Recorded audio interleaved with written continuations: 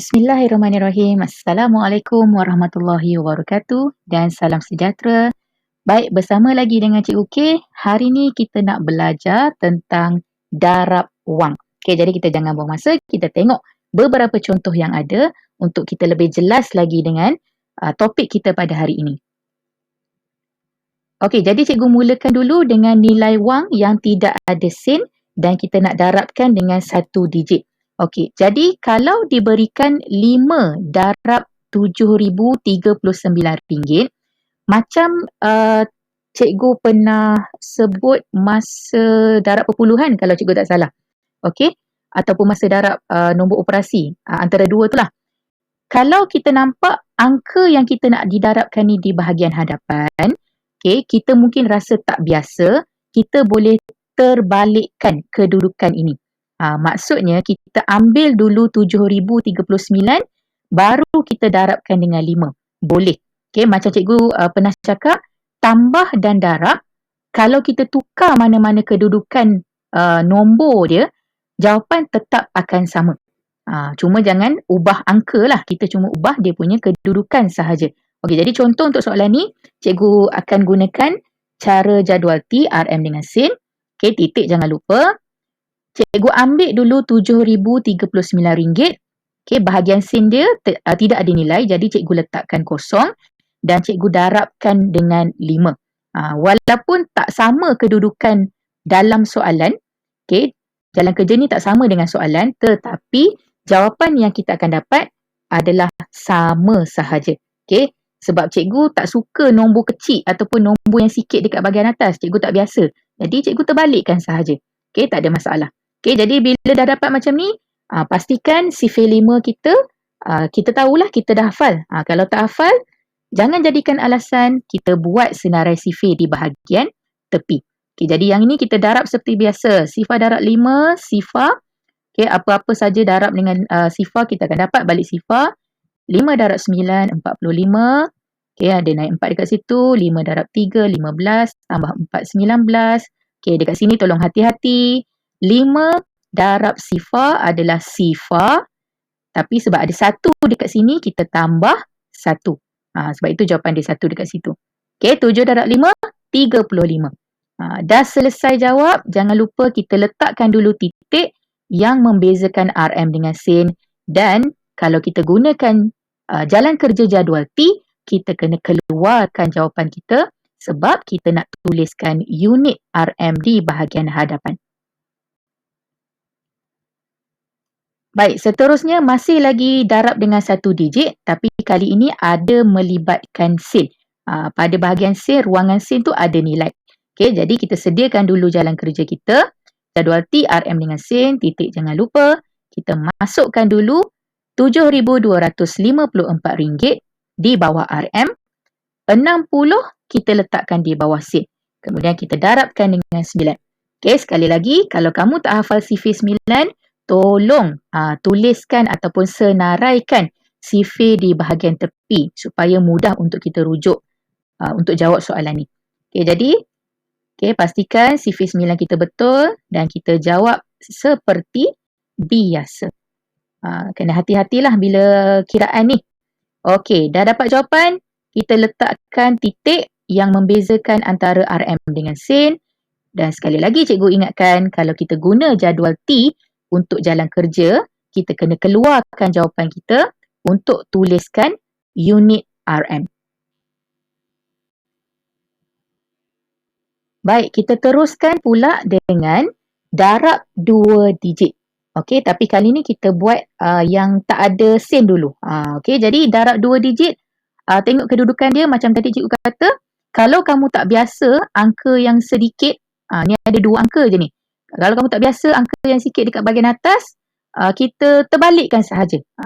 Okey, tak ada masalah. Untuk darab tak ada masalah. Kita boleh tukar-tukar posisi, tukar-tukar kedudukan nombor dia. Okey, cuma angka je kita pastikan betul. Okey, jadi dekat sini cikgu akan tulis dulu RM4,103. Di ruangan sen tidak ada, jadi kita letakkan sifar-sifar. Okey, darab 13. Jadi bila kita nak darabkan dengan 2 digit, cara dia masih sama masa kita darab 2 digit untuk nombor bulat, dan sama juga masa kita nak darabkan masa perpuluhan. Cara dia masih sama. Jadi kita selesaikan dulu digit yang pertama, SAR ni. Okay, kamu tengok yang warna hijau ni. Jadi kita nak darabkan dulu dengan 3. Okay, jadi pastikan sifir 3 kita ada. Jadi kita darabkan, kita cari dulu jawapan untuk sifir 3.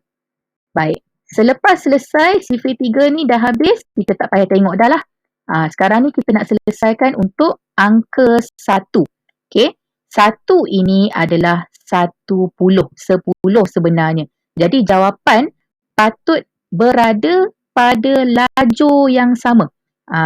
Maksudnya kalau kita nak selesaikan 1 ni, kita kena start dekat sini. Sebab dia dalam satu lajur yang sama. Jadi sebab itu cikgu kata, untuk darab 2 digit, bila kita nak mula level ataupun baris yang kedua ni, kita sentiasa letak kosong dulu. Apa-apa sebelum kita start, kita letak kosong dulu. Dan dengan murid-murid cikgu kata, kalau tak suka kosong, tak apa. Kita letak simbol. Kita nak letak bentuk. Boleh kamu nak letak bintang ke, kamu nak letak huruf ke, kamu nak letak smiley ke, tak ada masalah. Asalkan di ruangan ini kita letak dulu apa-apa simbol ataupun angka kosong, supaya apa? Supaya kita tidak keliru masa nak menyelesaikan angka 1 ini. Sebab 1 ini berada di ruang 10. Okay, tapi kita kena mula dekat ruang sama lajur dengan 1. Tak boleh start dekat sini. Okay, jadi bila kita darab 2 digit, ingat second punya level, kita start dengan sifar dulu. Okay, barulah kita selesaikan. Tengok yang warna biru 1 darab sifar. Selajur. Baru betul. Okay, jadi kamu jangan mula dekat hujung ni. Hujung ni kena letak dulu sifar. Okay, yang mula yang sifar warna biru ni baru kita start selesaikan soalan. Okay, jadi 1 darab sifar yang kedua, kita letakkan di bahagian ringgit. Walaupun dia sedang mendarab di bahagian sen. Tak ada masalah. Sebab sen kita dah cukup dah. Dekat sen kena ada 2 angka je. Jadi kalau 1 darab sifar yang kedua ni, kalau dah tak muat bahagian sen, kita letakkan di bawah RM. Tak ada masalah. No problem. Jangan rasa takut ataupun jangan terus rasa salah. Okay, tak ada masalah. Jadi kita teruskanlah. Okay, 1 darab 3, 3. 1 darab sifar, 1 darab 1, 1. Dan 1 darab 4, 4. Jadi apa kita nak buat dengan dua-dua ni? Kita jumlahkan. Seperti yang kita buat darab 2 digit masa nombor bulat. Dan sama macam kita darab 2 digit masa tajuk perpuluhan. Okay, tidak ada beza. Beza kali ni sebab kita ada unit sahaja. Sebab kita dalam tajuk wang kan. Jadi kita, itu je beza dia dengan darab perpuluhan dan darab nombor bulat. Okay, jadi kita jumlahkan seperti biasa. Yang ni tak ada masalah, tak ada pun lebih daripada 10 untuk setiap nilai tempat. Okay, jadi kita letakkan titik dulu dan kita keluarkan jawapan untuk letakkan unit RM. Okay, kita cuba tengok lagi satu contoh yang melibatkan darab 2 digit. Tapi kali ini kita tengok yang ada sen pula. Okay, jadi macam biasa kita gunakan jadual TRM dengan sen. Titik pastikan ada.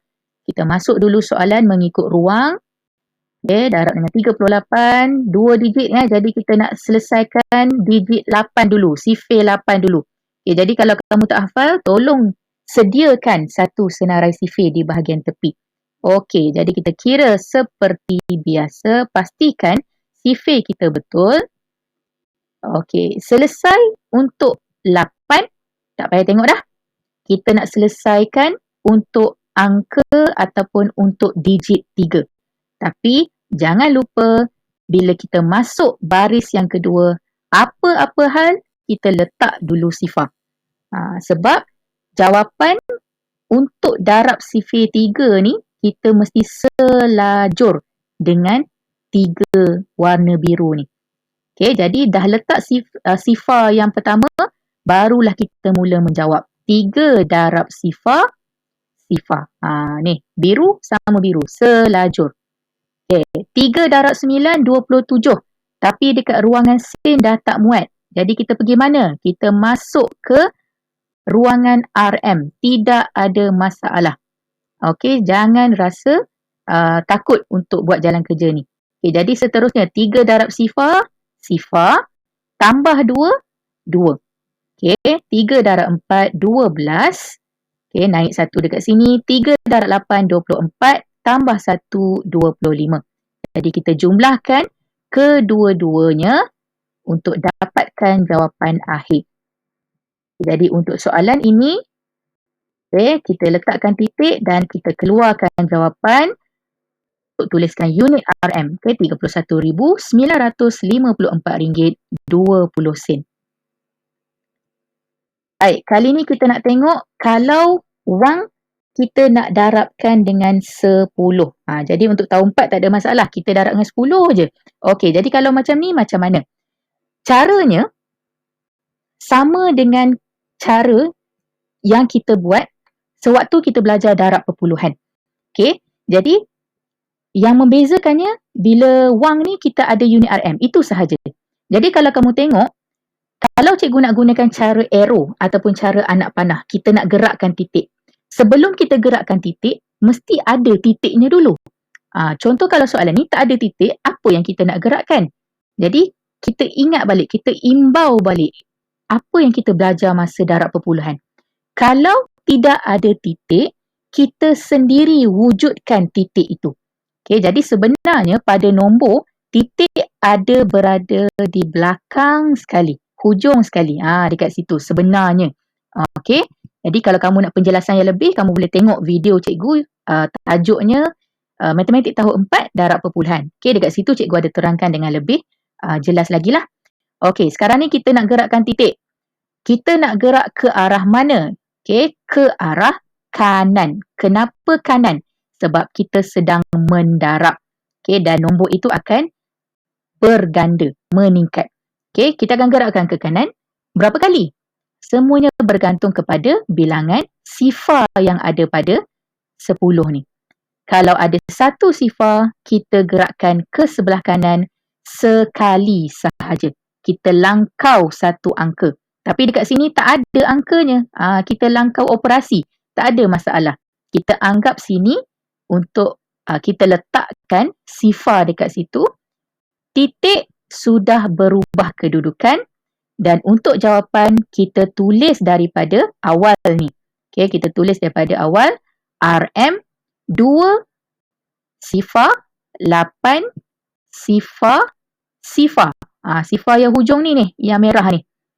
Okey, selepas sifar yang merah ni ada titik. Bermaksud dah bermula sen. Tapi untuk soalan ni tidak ada sennya. Kamu jangan ambil 10 ni sebagai jawapan. Jangan pula buat jawapan RM20,800 10 sen. Sebab kamu nampak lepas titik ada satu, ada sifar. Tak boleh. Sebab 10 ini bukan daripada soalan. 10 ini adalah yang kita nak darab operasi tadi. Jadi dia tak ada kena-mengena dengan jawapan kita. Okey, jadi selepas sifar yang merah, titik. Selepas sifar yang terakhir, titik. Bermaksud sennya tidak ada nilai. Kalau kamu nak letak sen tu kosong-kosong ataupun sifar-sifar, tak ada masalah. Boleh juga. Okey, cuma yang ni cikgu pilih untuk tidak tulis lah. Okey, kita cuba tengok contoh yang kedua. Kali ni kalau dah memang ada dah titik dia. Sebab soalan ni ada ruangan sen. Jadi kita nak darabkan dengan 10. So sama macam tadi kita tengok dekat 10 ada satu sifar. Maksudnya kita kena gerakkan titik kita ke sebelah kanan sebanyak sekali. Ataupun langkau satu angka sahaja. Okey, jadi sebabkan sini dah memang sedia ada angka, jadi jangan letak kosong pula. Tadi tu sebab apa? Sebab kebetulan yang kita langkau tadi, dia punya atas tu adalah operasi, bukan angka. Tapi kalau sini dah ada angka, biarkan. Okey, kita gerakkan titik kita. Baik, untuk jawapan kita salin sahaja daripada hadapan. Okey, dekat sini pun sama juga. 94,536. Selepas 6 ada titik. selepas 6 ni sebenarnya ada titik. Tapi cuba kamu tengok, selepas titik adalah sifar. Bermaksud nilai sinnya tidak ada. Jadi pilihan kepada kamu sama ada kamu nak tulis ataupun tidak. Sama sahaja. Okey. Kita tengok contoh yang terakhir.